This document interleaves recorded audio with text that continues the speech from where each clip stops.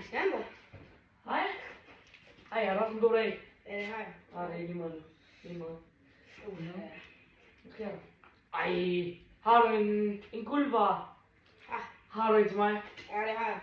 Ej, ved du hvad, du er simpelthen en guldmand. Det er fandme, det.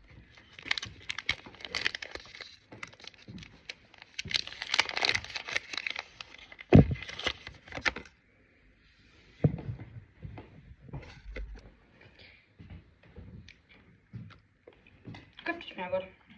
Simpelthen det bedste chokolade, du kan få på markedet.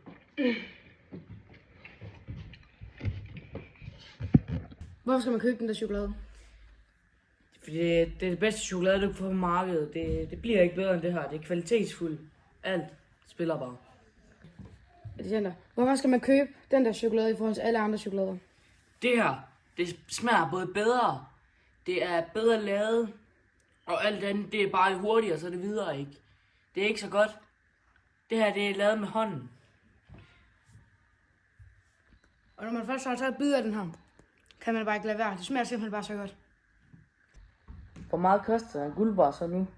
Den koster 10-15 kroner. Hvor meget koster en guldbar i 1940?